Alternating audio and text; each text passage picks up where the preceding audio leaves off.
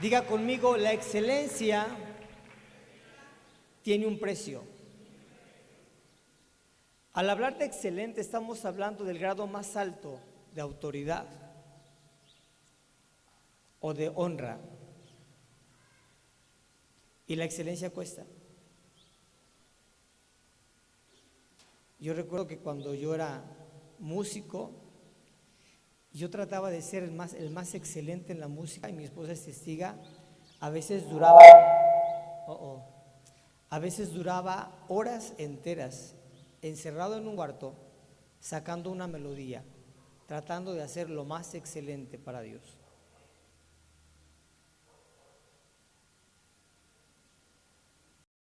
Pero hoy en día queremos ser excelentes y no queremos pagar un precio. Dígale al que está a su lado: ¿buscas la excelencia? Si tú quieres, la vas a encontrar. Y vea lo que dice el apóstol Pablo en 1 de Tesalonicenses capítulo 5.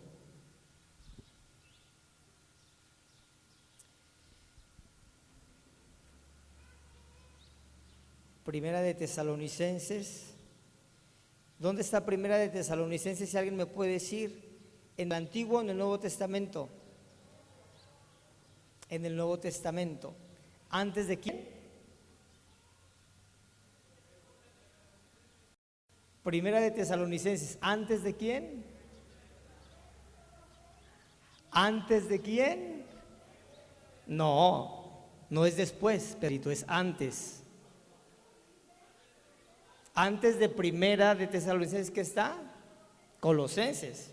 Después de Primera de Tesalonicenses, ¿qué está? Segunda de Tesalonicenses. Es importante que aprendamos a leer la palabra. ¿Cuánto les gusta aprender? ¿Cuánto les gusta ser corregidos? Porque hoy en esta mañana vamos a ser corregidos. ¿De acuerdo?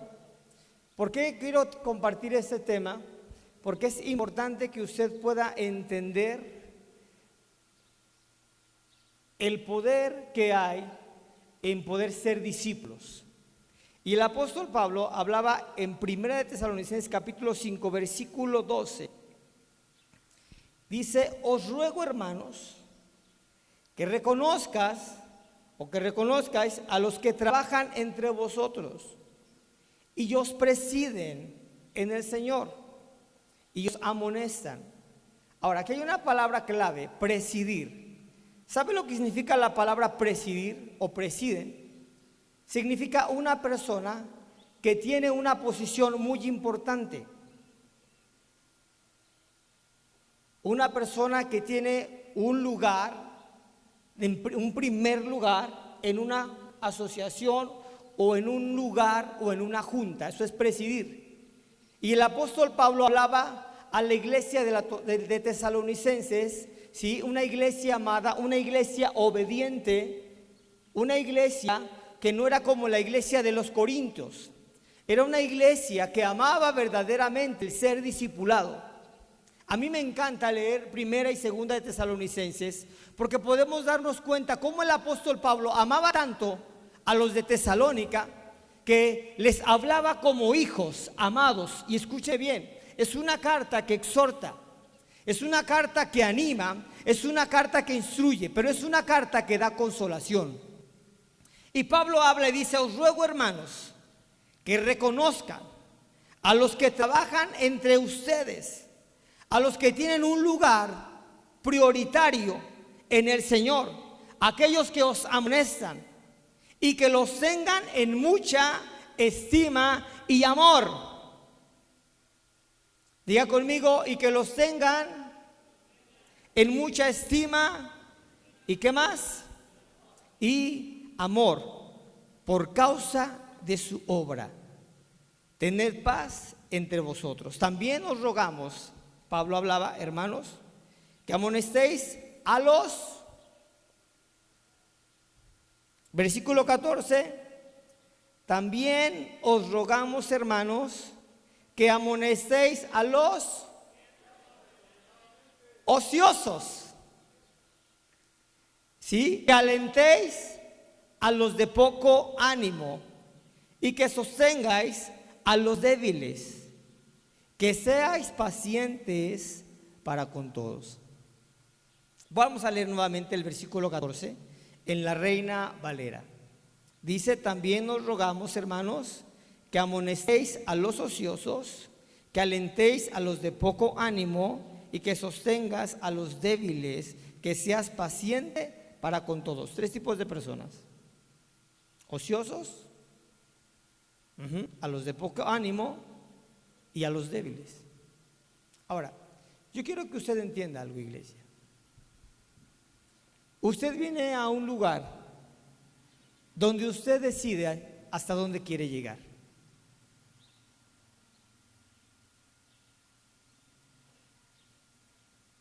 Yo siento que en el cielo, yo lo siento, no lo dice la palabra, pero yo siento que en el cielo, los ángeles que tienen los primeros lugares de honra, como el ángel Gabriel, como el ángel Miguel, han sido ángeles que han pagado un precio y que se han esforzado más que otros.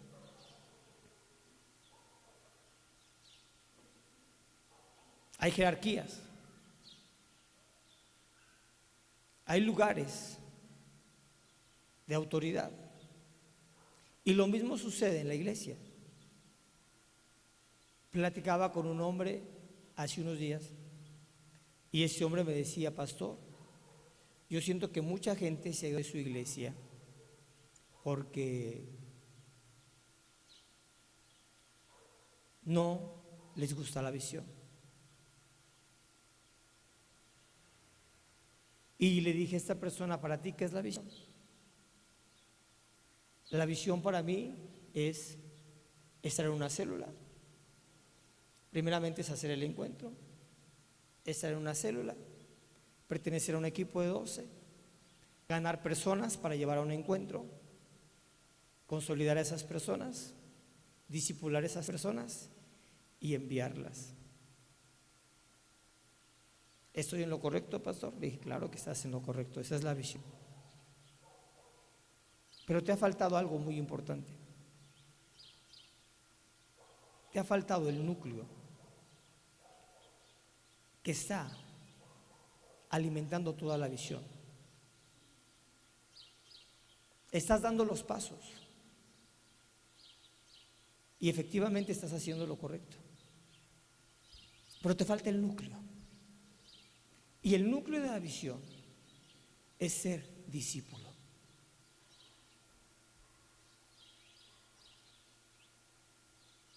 Dios quiere que toda la gente en las iglesias aprendan a ser discípulos, no a hacer. Porque antes de hacer discípulos, usted tiene que ser un discípulo.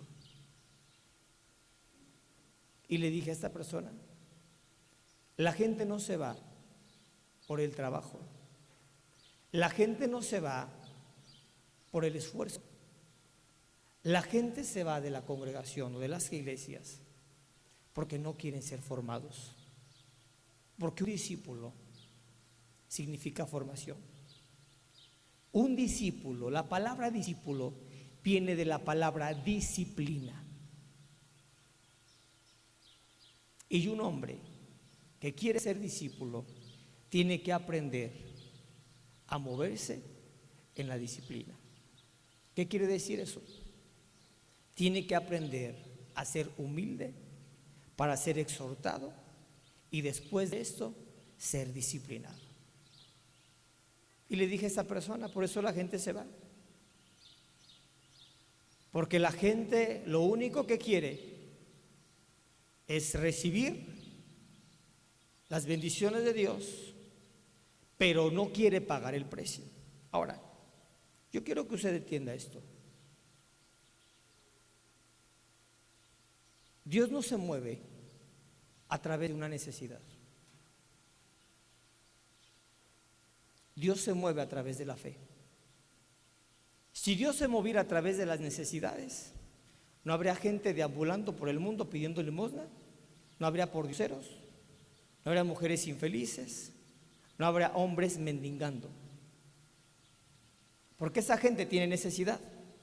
No habría hambre, no habría pobreza. Pero Dios nunca se va a mover por una necesidad.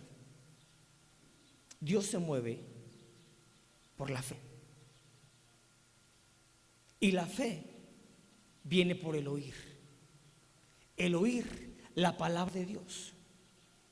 Y la Biblia dice que después del oír, no solamente tenemos que ser oidores, sino que tenemos que ser hacedores de la palabra. Y ahí es donde entra la formación de un discípulo. Un discípulo es disciplinado a través de una formación correcta. Y le dije a este hombre, eso es el núcleo de todo, de la vida de un cristiano. Cristiano significa seguidor de Cristo. Discípulo significa estar disciplinado para poder llegar a la estatura que Jesús necesita para poder extender su gloria en todas las personas.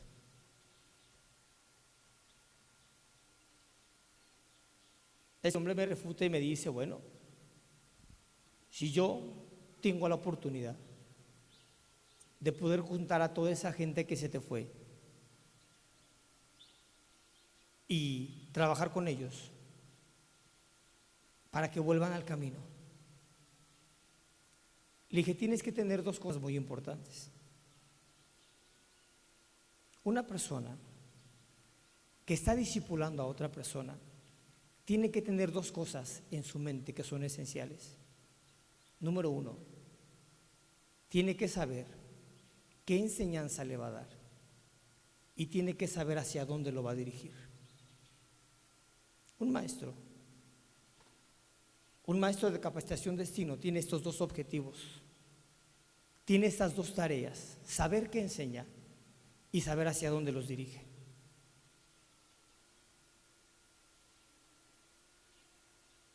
Un maestro tiene que tener la sabiduría de parte de Dios para poder expresar la sana doctrina.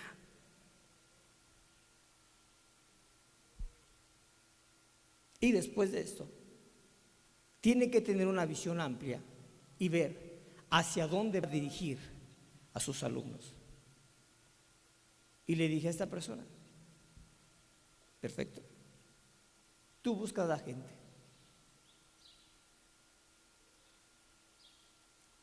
la llevas a un lugar, empiezas a reunirlos, a hacer reuniones, les compartes de la palabra y luego ¿qué vas a hacer?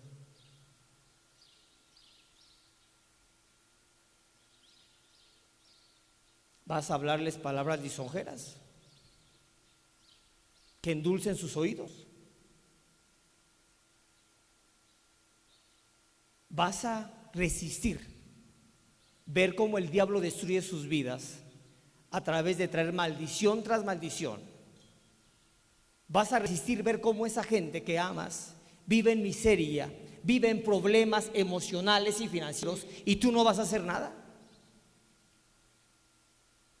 Porque un padre, un buen padre, ve a su hijo en necesidad y le dice, tú estás así por esta condición, y lo exhorta, lo reprende.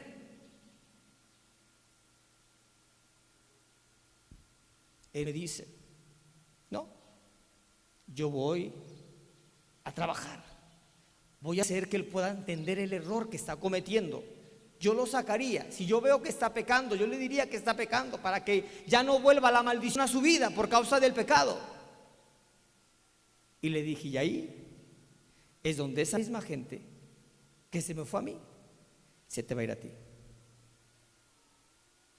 Porque a la gente no le gusta formación. Ahora, yo quiero que vea usted a la persona que está a su lado y le pregunte, ¿eres tú un discípulo?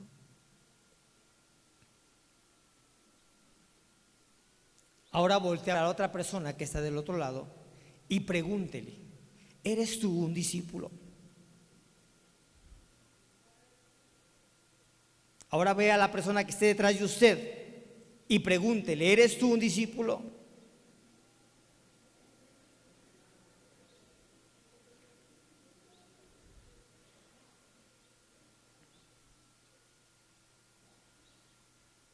Porque en realidad, déjeme decirle que todos los que hemos conocido a Dios tenemos un llamado para ser discípulos. Cuando Dios decidió escoger a una persona, fue porque primeramente lo formó para que después esta persona cumpliera con la tarea que Dios le ha encomendado. Y yo he podido aprender que toda persona que ha escuchado de Dios y que ha recibido a Jesús como Señor y Salvador, todas estas personas fueron llamados a ser discípulos. Otra cosa es que no quieran serlos. Y veamos lo que dice el salmista en el Salmo capítulo 139, versículo 13 al 16. Dice la palabra de Dios, Salmo 139, 13 al 16. Porque tú formaste mis entrañas. ¿A quién se refería David? A Dios. Porque tú formaste mis entrañas, tú me hiciste en el vientre de mi madre. Te alabaré, porque formidables y maravillosas son tus obras. Estoy maravillado y mi alma lo sabe muy bien. No fui encubierto de ti mi cuerpo, bien que en oculto fui formado y entretejido en lo más profundo de la tierra. Mi embrión vieron tus ojos, y en tu libro estaban escritas todas aquellas cosas que fueron luego formadas, sin faltar una de ellas. Las últimas palabras del salmista David en esta cita que te estoy dando dice: y en tu libro estaban escritas todas aquellas cosas que fueron luego formadas. ¿Qué es lo que hace Dios? Primeramente hace un destino y después hace a una persona para que cumpla ese destino. ¿Qué es lo que hace Dios? Primeramente tiene un propósito y después hace a una persona para que cumpla el propósito. El propósito de Dios está en ti. Dile al que está a tu lado: el propósito de Dios está en ti. La Biblia dice que Dios trabajó con David desde el vientre de su madre.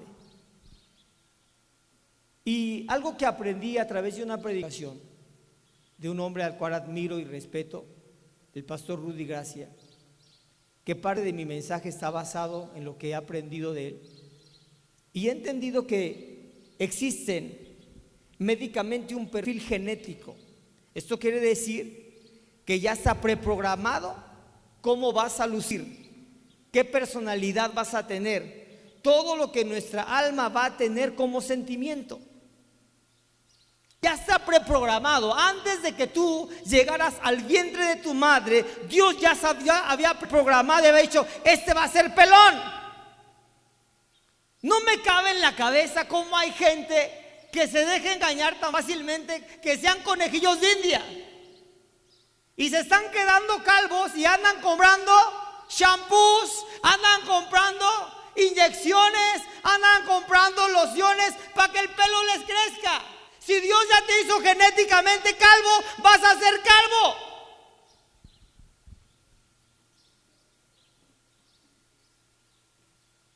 Yuhu. No puedo entender cómo hay mujeres que desprecian la imagen que Dios ha puesto en ellas y se andan operando la nariz, se andan operando el cuerpo. Había una mujer que todos los días le pedía a Dios: Dios, cuídame, Dios, protégeme, Dios, ayúdame. Y Dios era fiel, porque ella era una mujer fiel. De repente esta mujer se le mete la loquera de irse a una clínica para operarse. Se operó el rostro, se operó el cuerpo, se operó todo. Y la mujer sale de la clínica y cuando cruza la calle llega un autobús y ¡chin!, se la atropella y la mata. Y la mujer llega al cielo. Dios, siempre te pedía que me cuidaras y que me guardaras y siempre lo hacías. ¿Por qué tuve que morir en un accidente? Y Dios dice: ay, hija, ¿eras tú? Es que no te reconocía.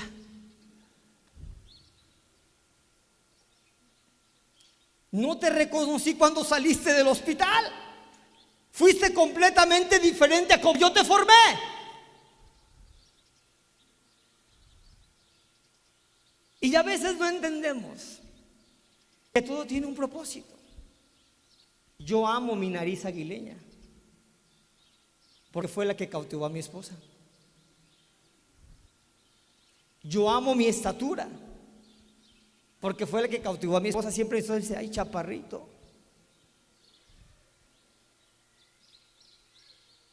Dígale al que está a su lado, pregúntele: ¿estás contento como Dios te formó? Entonces, ¿por qué se levanta usted todos los días y va al espejo y dice: ¿por qué soy tan fea? ¿Por qué soy tan feo? Dios te hizo, Él te formó. Y es tan perfecto Dios que dijo: voy a hacer que este se parezca a su papá. Voy a hacer que esta se parezca a su mamá. Sentimentalmente todos fuimos formados como Dios quiso. Unos somos melancólicos, otros somos coléricos, otros somos flemáticos, otros somos sanguíneos. Pero a veces queremos ser como fulano y como sutano, y como no podemos ser como ellos, nos frustramos.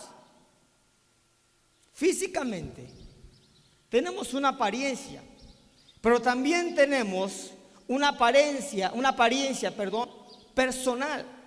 Porque es muy diferente hablar del físico y hablar de la personalidad. Diga conmigo: físico y personalidad. Físico es hablar del cuerpo, de la carne, ¿sí? Es cuando tú dices: ay, es que este se parece a su papá. Hasta en su forma de hablar. A veces mi esposa, estoy yo en la casa y de repente llega uno de mis hijos y dice: Joya, ¿eres tú?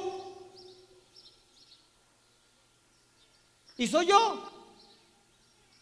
Y me dice mi esposa: es que hablas igualito al Joya. Le dije: no te confundas, Joya habla igualito a mí, porque Dios así lo quiso. La forma de ser de mis hijos es la mía. ¿Por qué? Porque Dios así lo quiso. Pero al hablar de personalidad, estamos hablando del alma. La personalidad se forma genéticamente. El hombre, diga conmigo, el hombre es espíritu, es alma y es cuerpo. Si hay una preparación del vientre para el físico, ya está programado lo emocional también. Entonces tiene que haber un propósito, un destino espiritual para la vida de cada persona. Escúcheme bien: si usted ya fue preprogramado físicamente, ya fue preprogramado sentimentalmente, al hablar del alma, estamos diciendo que también usted ya fue preprogramado para trabajar en un plano espiritual. Pero a veces solamente nos enfocamos en el cuerpo y en el alma, pero no prestamos atención al espíritu.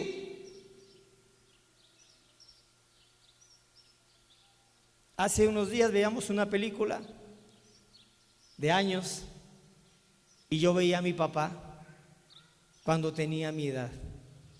Y me dice mi esposa: mira a tu papá, está igualito a ti.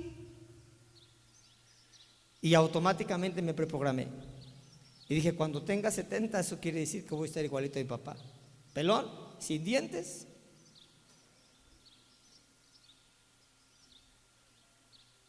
Y chaparrito, más bajito todavía. Le pido a Dios que me conserve mis dientes. Pero entendí que cada uno de nosotros tenemos un propósito espiritual. Y el propósito que Dios quiere para nuestras vidas es que usted y yo podamos ser discípulos. Dele un aplauso al Señor en esta hora, por favor. Póngase en pie, dele un aplauso, no se me duerma.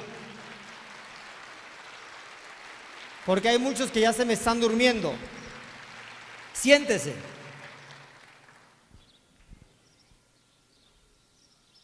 Desde el momento en que usted nació, desde el momento en que yo nací, ya teníamos un propósito en Dios, y por Dios y para Dios. Hay un propósito espiritual. Dios diseñó nuestra vida antes de que nuestra vida fuera. Dios tiene un propósito más grande que el que nosotros tenemos de nosotros mismos. Vean el libro de Isaías, capítulo 49, versículo del 1 al 3. Oídme, costas, y escuchad, pueblos lejanos. Jehová me llamó. ¿Desde cuándo? Desde el vientre. Desde las entrañas de mi madre tuvo mi nombre en memoria, y puso mi boca como espada aguda. Me cubrió con la sombra de su mano, y me puso por saeta bruñida. Me guardó en su aljaba, y me dijo: mi siervo eres tú, oh Israel, porque en ti me gloriaré. Recuerdo cuando tenía edad aproximadamente de 14 años de edad. Estábamos en una confraternidad infantil. Hoy se hacen encuentros infantiles, en aquel tiempo eran confraternidades, que viene siendo casi lo mismo. Y recuerdo que tenía la edad. ¿Cuántos años tiene mi hijo? ¿Quién tiene 14 años aquí? ¿Alguien que tenga 14 años? Póngase de pie, mi hijo.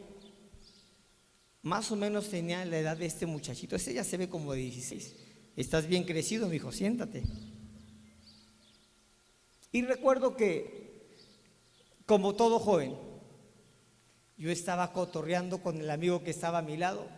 Le picaba las costillas, y de repente, mira aquel cómo canta. Mira, hasta se desvanece, hasta se anda desparramando, míralo. Y estábamos ahí criticando y burlándonos de la gente. El otro ya estaba con el reloj, porque no había celular en aquel tiempo. Ya bien tarde, ya nos asomábamos, ya andábamos viendo que íbamos a comer las chucherías cuando saliéramos de la reunión. Y estaba el predicador en todo su apogeo, en todo su fuego. Y de repente me dice: joven que estás allá atrás. Dije: chin, este ya me cachó y ya me va a regañar de que ando platicando con mi vecino. Y ya saben, la clásica, ¿no? Te hablan. No, a ti. Tú. Y digo: yo. Sí, tú, ven acá. El corazón empezó a palpitar a 1000 por hora. Llego, me pongo frente al predicador. En aquel tiempo, un hombre muy usado por Dios, un profeta, se llama Asiel. Hoy vive en Querétaro este hombre. Y un día lo voy a invitar para que comparta su testimonio. Pero cuando me habla me dice: cierra tus ojos. Y empieza a orar por mí. Y empieza a profetizar. Y me dice: tú eres una atalaya en las manos de Dios. Dios va a ensayar tus lomos y te va a dar voz de trompeta. Y tú vas a pregonar la palabra de Dios en los lugares altos. Y Dios se va a mover a través de lo que tú hables y de lo que tú decretes. Fue lo que me quedó claro. Terminó la reunión, todo marchó igual. Y al tiempo después de muchos años, hoy estoy viendo que esa palabra profética se hizo viva. ¿Por qué? Porque Dios ya tenía un propósito para mi vida, aún desde antes de que yo llegara al vientre de mi madre. Lo mismo pasa contigo. Dios tiene un propósito para tu vida. Pero yo quiero que usted entienda algo. La Biblia dice que el que es profeta, es profeta. En el libro de Jeremías capítulo 1 versículo 4 dice la palabra: vino pues palabra de Jehová a mí diciendo: antes de que te formase en el vientre te conocí, y antes que nacieses te santifiqué y te di por profeta a las naciones. Dígale al que está a su lado: el que es profeta es profeta. Hay gente que llega y dice, pastora, llega con mi esposa y dice, pastora, yo no sé qué tengo. Yo tengo poco de convertida, acabo de llegar a las plantas del Señor y hay algo que me inquieta desde hace muchos años. Desde niña yo padezco esto. A veces tengo un sueño, tengo un pensamiento y se hace realidad. ¿No será algo malo? No. Es porque tiene el don del profeta. Puede ver posiblemente lo que va a suceder porque Dios se lo revela. El que es profeta es profeta. El que es adorador es adorador. Pero una cosa es serlo y otra cosa es querer hacerlo. Ahora yo quiero que usted entienda algo bien importante. Dígale al que está a su lado, agárrate. Dígale al que está detrás de usted, agárrate fuerte, porque aquí entra el pastor.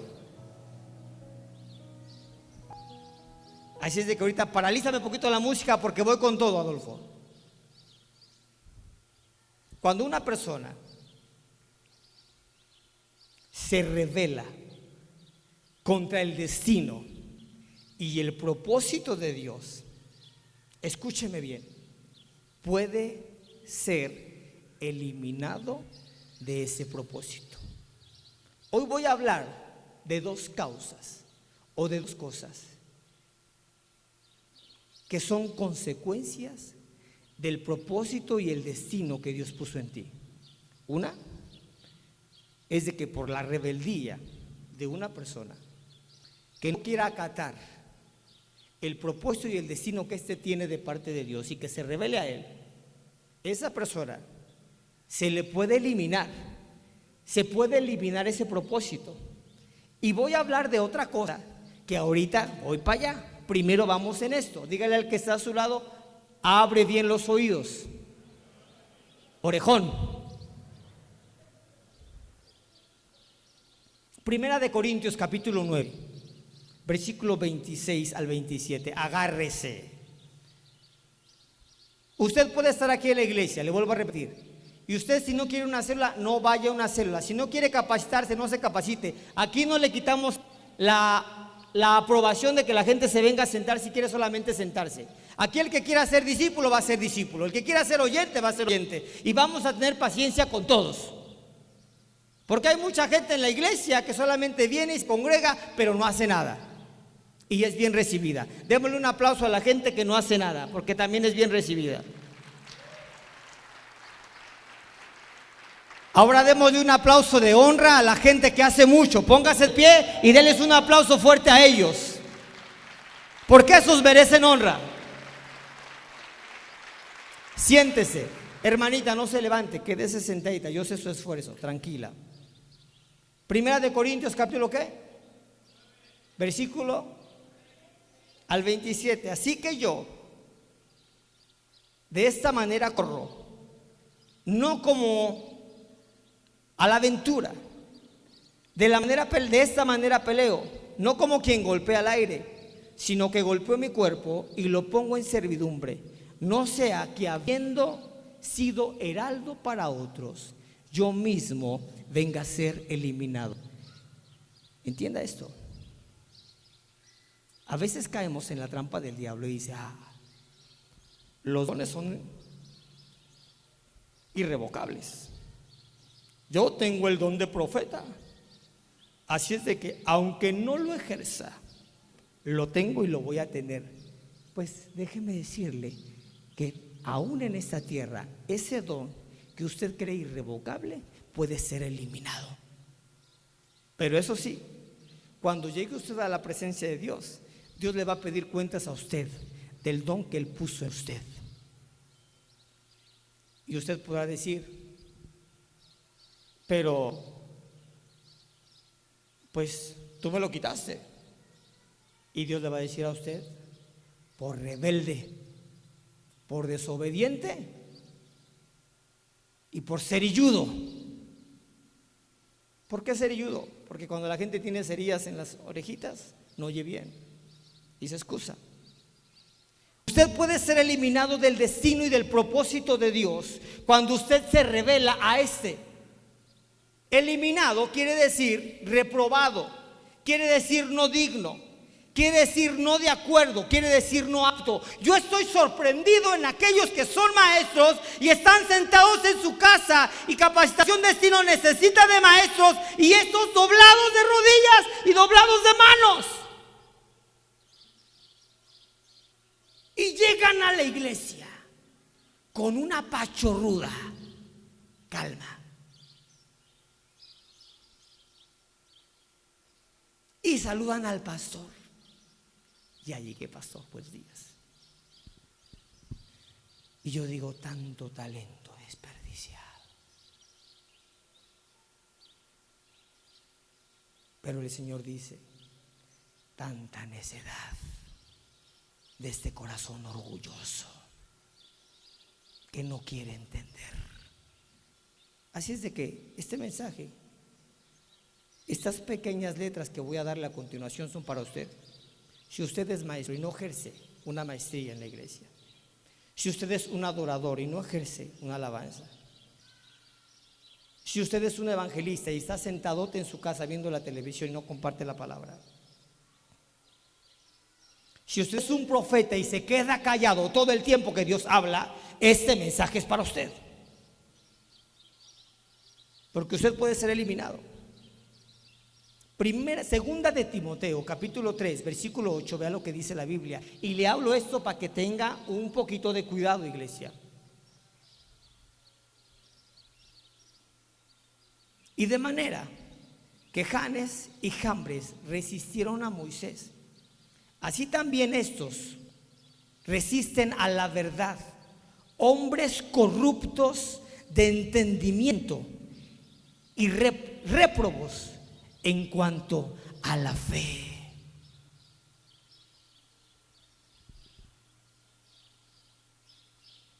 Yo no lo digo. ¿Quién lo dice? La palabra. Hay gente que no pasa el examen de Dios, por eso nunca cumplen el propósito de Dios en sus vidas. Cuando la voluntad de Dios es siempre agradable y perfecta, el plan de Dios sobre nuestra vida es mucho más glorioso. Hay ocasiones en donde el propósito de Dios se puede perder.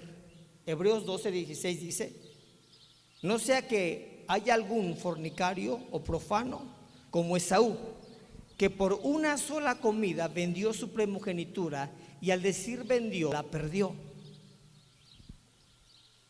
Diga conmigo, hay ocasiones donde el propósito de Dios se pierde. Mucho cuidado en esto. Hay muchos aquí que no están ejerciendo su propósito y ahorita se sienten tan a gusto, y puede ser porque posiblemente ya lo perdió.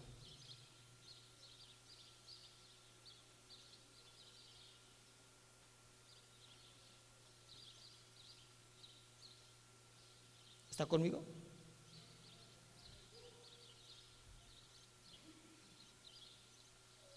Llega un momento donde una persona puede ser eliminada del propósito de Dios. Esaú fue eliminado por lo que él hizo.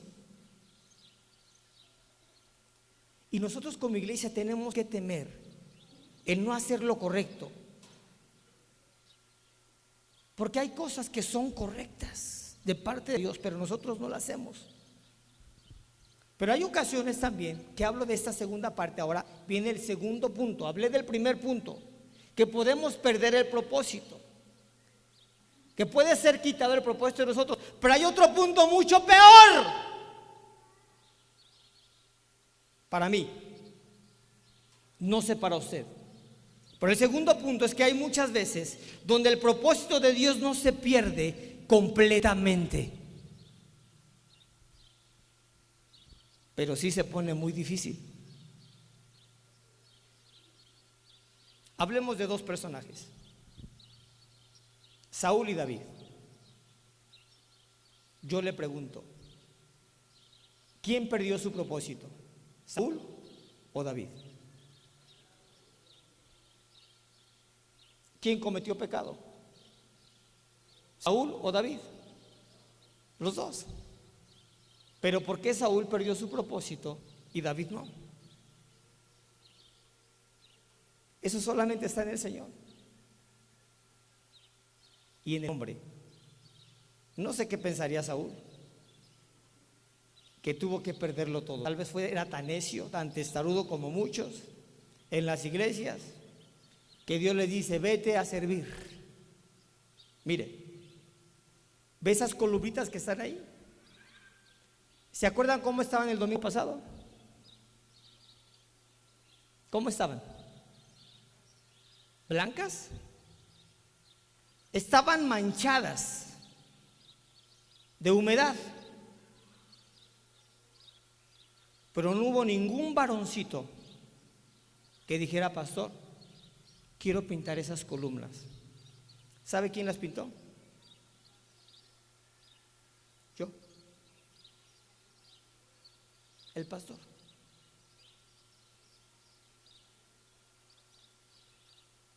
Porque solamente el pastor en la iglesia tiene el espíritu de servicio. Los demás solamente sirven cuando se les dice. Es un papel tirado en la iglesia, pero no lo juntan. Tiene que decirle: junta el papel, por favor.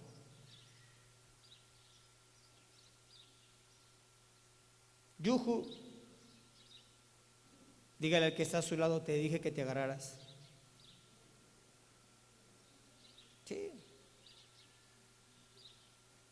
Y si esto no le incomoda a usted, quiere decir que ya perdió el propósito de servir. Ahora tiene el propósito de ser un holgazán y estar echadote en su sillón viendo películas o metido en el internet.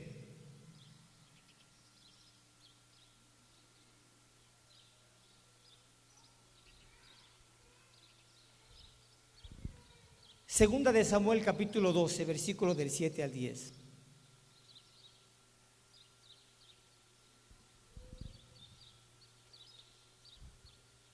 Entonces dijo Natán a David: tú eres aquel hombre. Así ha dicho Jehová, Dios de Israel: yo te ungí por rey sobre Israel y te libré de la mano de Saúl y te di la casa de tu señor, las mujeres de tu señor, de tu seno. Además te di casa de Israel y de Judá. Y si fuera poco, te habría añadido mucho más. Si fuera poco, ¿qué? Chanclas, híjoles, qué regada dio el David, que todavía tenía más para poder ver la gloria de Dios, y por el pecado que cometió ya no pudo ver. Pero el propósito no se perdió, siguió ahí. ¿Dónde me quedé?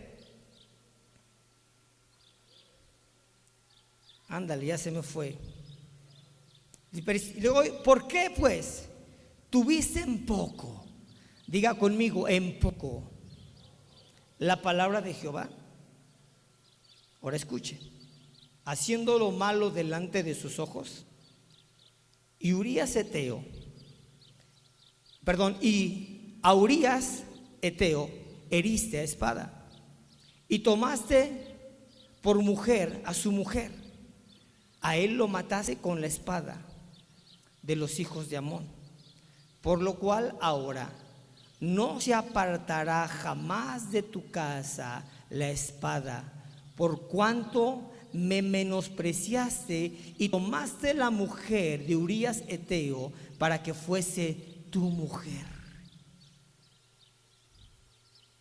El que comete un error contra el propósito de Dios nunca sabrá cuán maravilloso hubiese sido su vida después de. Dios no le quitó el propósito a David, si usted se da cuenta y lee la palabra, pero no le dio ni un solo día de paz mientras él hacía el propósito. Dios le dijo a David: no te vas a retirar jamás, mi Davidcito. Pero lo que no te costaba, ahora lo vas a sudar. Veamos la historia de Adán. Adán tampoco no quiso seguir el propósito de Dios. A veces nosotros, iglesia, nos hacemos la vida cada vez más dura y nos la hacemos más complicada y no la hacemos más liviana. ¿Y sabe por qué? por tercos, por necios.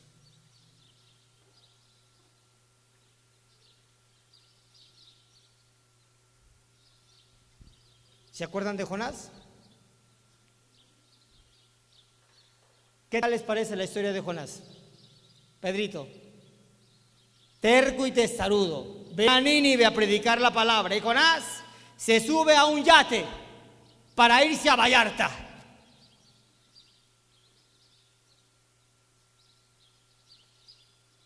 Y ándale, que ya se andaba hundiendo el dichoso yate. Y por poquito a Jonás le cuesta la vida por ser terco, necio y testarudo. Jonás no solo tuvo que ir de mala gana, porque fue de mala gana Nínive, sino que por poco Jonás pierde su propia vida. A veces Dios no elimina nuestro propósito, pero nos lo hace difícil. Diga conmigo, a veces Dios no va a eliminar su propósito, pero sí nos lo va a hacer más difícil. Dele un aplauso al Señor Pello.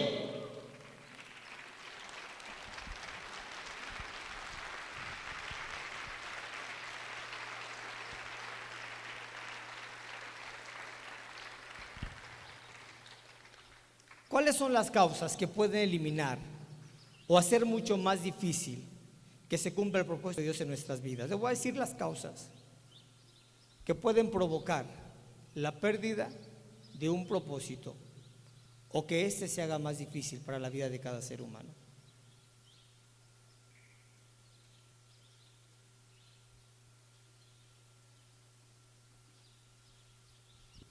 Hay una parte en la Biblia, no recuerdo la cita, donde dice que Pablo estaba luchando con un aguijón.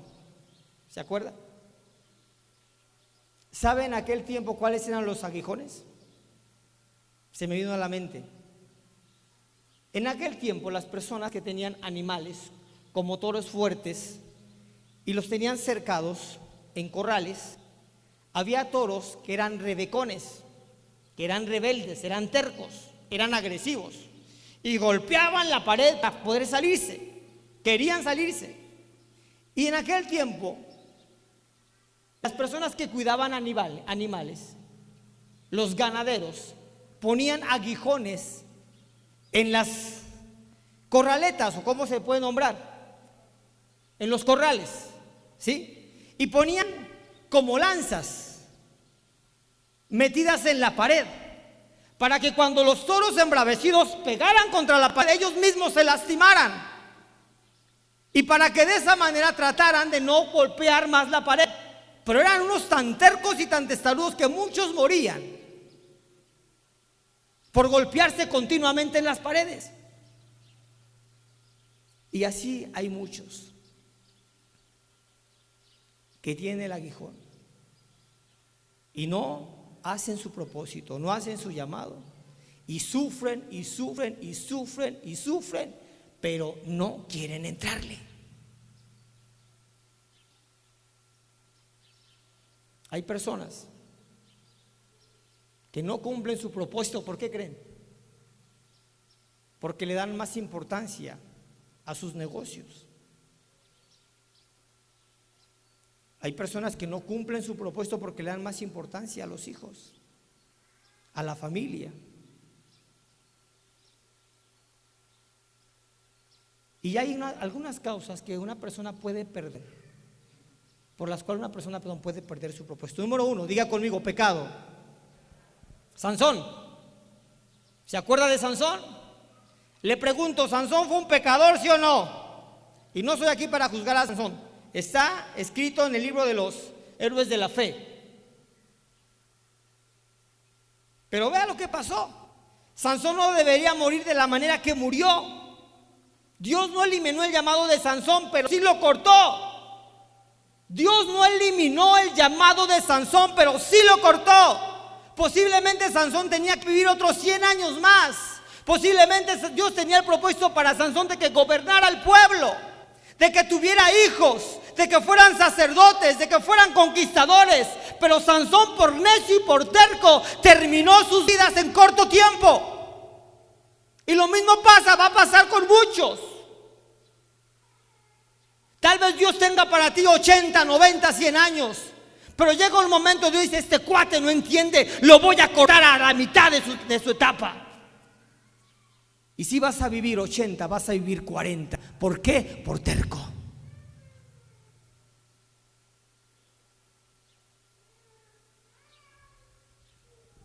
Mucha gente es desarraigada porque no obedece a Dios o porque violan los propósitos de Dios. Las debilidades de Sansón los llevaron al pecado. El pecado lo llevó a no ser un hombre íntegro y el pecado lo llevó a ser juzgado por Dios. Yo tengo preocupación por ti, Alex, porque tú naciste para ser un adorador. Y si tú no cumples tu propósito, Dios puede cortar tu vida, hijo. Ahora, ¿qué va a hacer el diablo?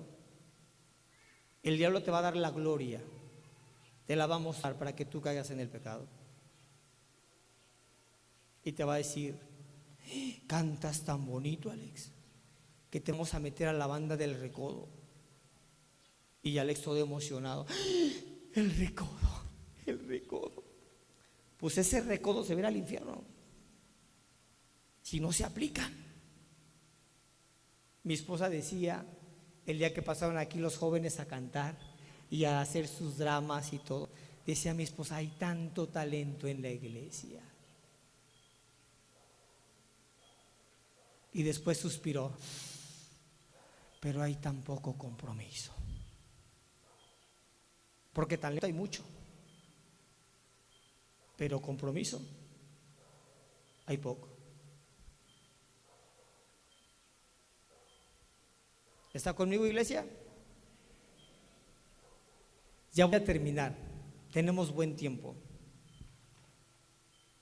El pecado distorsiona la visión que Dios nos ha dado.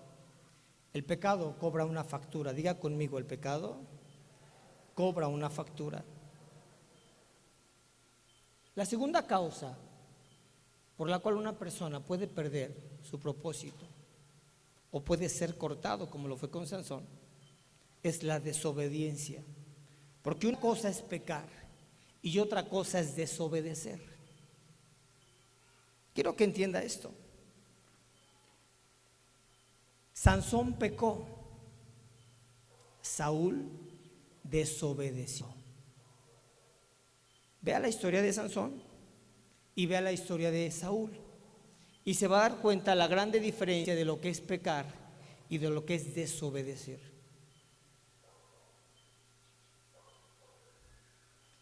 Y Saúl, por desobediente, fue eliminado. ¿Qué pasó con Saúl?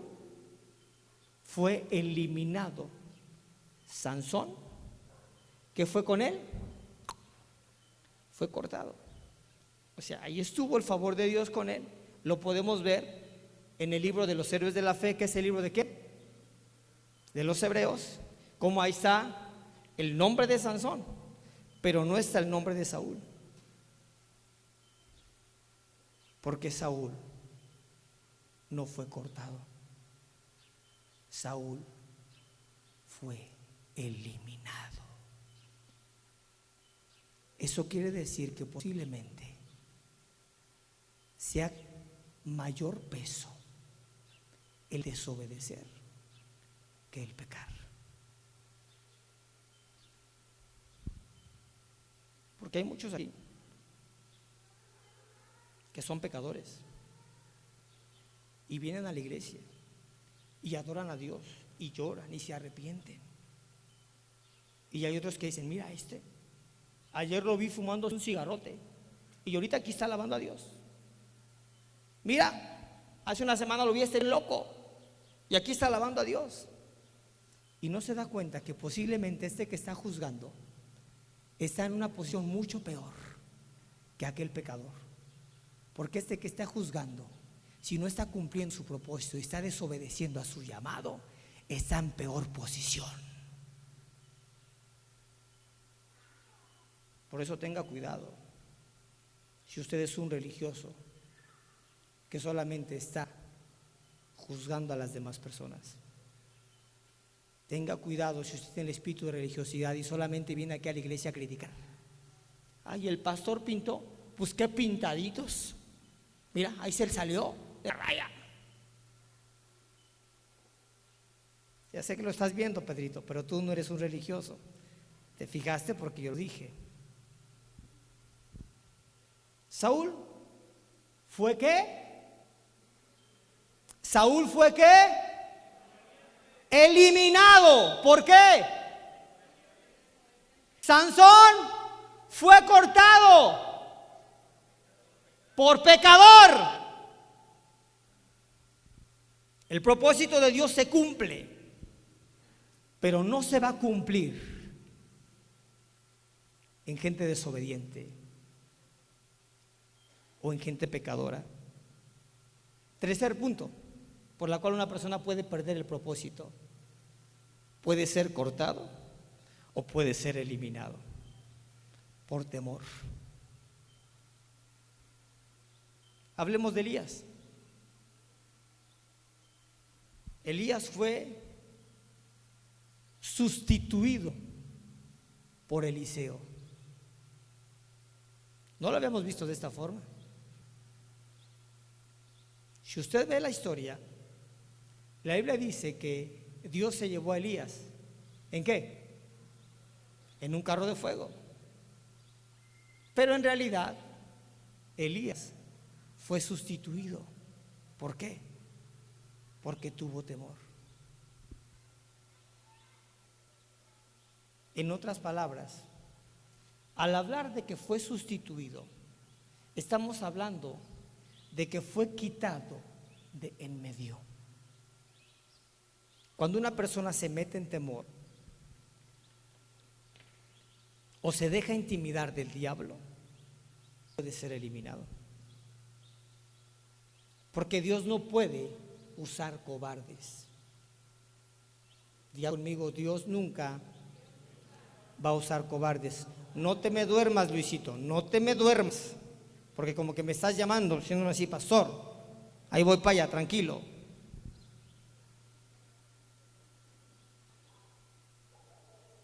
¿Sí? Hablamos de Saúl, ¿qué fue? Hablamos de Sansón, ¿qué fue? Y hablamos de Elías, que fue sustituido. Una persona que no da la cara por el reino de Dios no puede ser llamado hijo de Dios. Cuando uno tiene temor, pierde aún su asignación. Cuarta cosa, presión. Diga conmigo, presión. Hablemos de Sarita. ¿Quién fue Sarita? Esposa de Abrancito. ¿Qué hizo Sarita?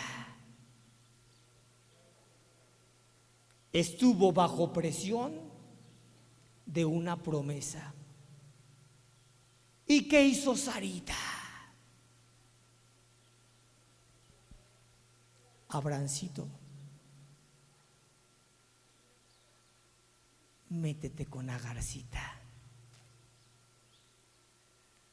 Estoy bajo presión. Tenemos que tener un hijo. Y siento que por mí, tan chino. A lo mejor interpretamos mal la palabra profética. A lo mejor tenemos que usar otro conducto. Agar. Ella le dijo a Abraham, acuéstate con Agar. Y a veces nosotros por presión podemos eliminar nuestro propósito.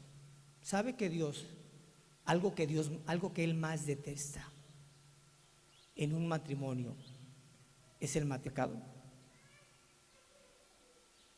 ¿Sabe cuánta gente se ha ido de nuestra congregación? Porque los pantalones los trae bien puestos la mujer. Mucha gente llega. Recuerdo que llegó un matrimonio.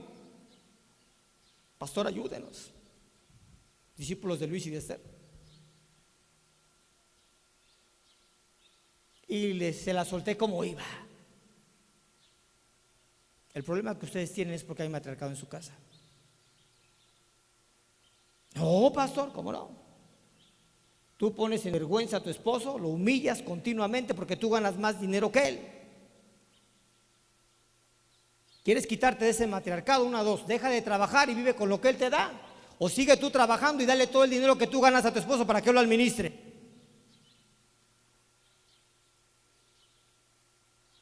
¿Qué cree que hicieron, chinita?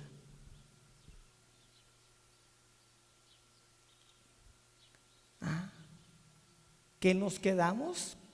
Te quedarás tú, porque yo me voy con mis pantalonzotes, dijo la mujer, y se fue. Y hay muchas mujeres que no permiten que su esposo trabaje en el ministerio. Tenía un líder de 12, hombre íntegro, hombre responsable. ¿Sabe por qué se fue de liderazgo? Por su mujer. Porque ésta le dijo: o el ministerio o yo.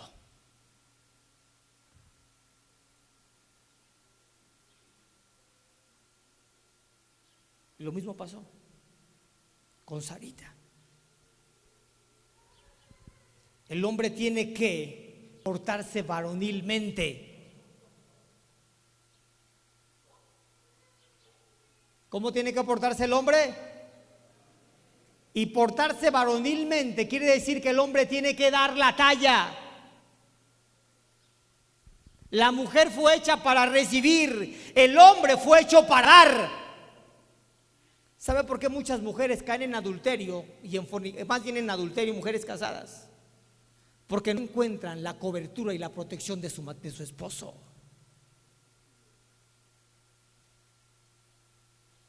Una mujer no cuidada, una mujer no atendida, una mujer no valorada, una mujer no respetada puede caer fácilmente en la trampa del diablo por medio del adulterio. Y a veces culpamos a las mujeres. Ay, esta mujer fue infiel. Pero nos damos cuenta que en muchas de las ocasiones el que causa la infidelidad es el hombre, porque el hombre no respeta a su esposa. La trata como chancla vieja. Hazte para allá, bruta, torpe. La trata como una adúltera. Me estás engañando, ¿verdad? Si vi cómo te fijaste en ese muchacho, te vi cómo le cerraste el ojo, te vi cómo te rozaste cuando pasaste con él.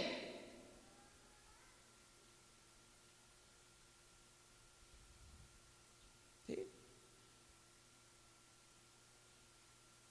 Y esa mujer después anda en la calle caminando y alguien le dice, se le cae de repente su bolsa o algo, y hay un galán que se levanta. Señorito, discúlpeme, mira, aquí está su prenda. Ay, joven muy amable, ¿no? El gusto es mío atender a una mujer tan bella como usted. Estoy para servirle. La mujer se siente.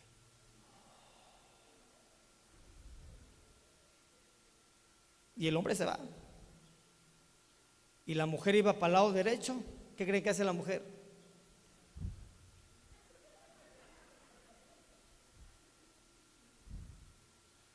Y después el hombre chillando. Me dejó, me traicionó, se fijó en otro.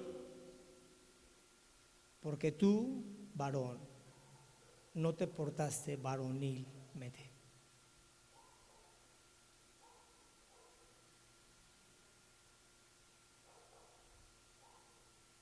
A veces somos candil de la calle y oscuridad de la casa.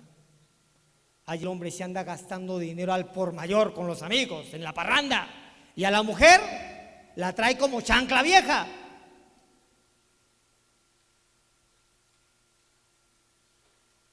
Varones, yujú.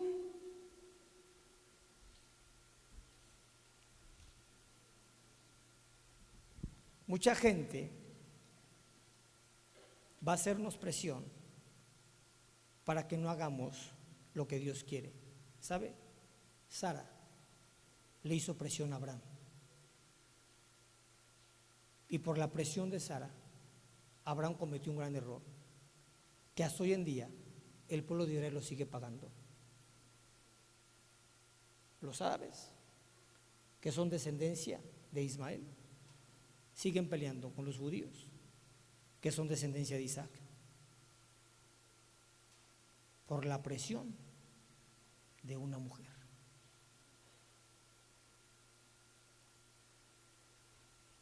Y el último punto que voy a dar por cuál se puede perder un propósito, se puede cortar.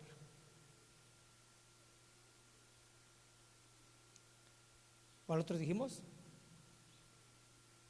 Se puede sustituir. La presión se puede sustituir. Los complejos. Una persona llena de complejos no va a poder cumplir el propósito de Dios. Moisés, hablemos de Moisés. ¿Quién fue Moisés?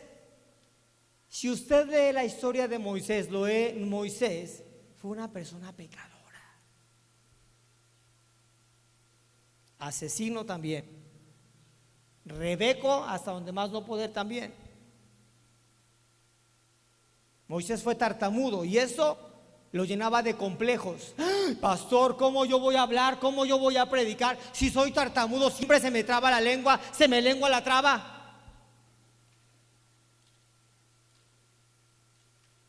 Ay, pastor, ¿cómo yo voy a predicar si yo no tuve preparación, yo no tuve estudios?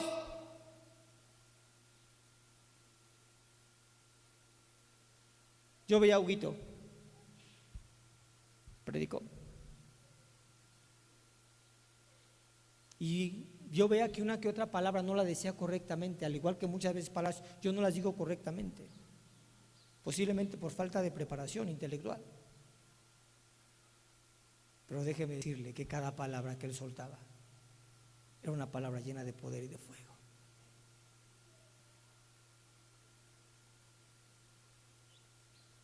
Pero él estaba aquí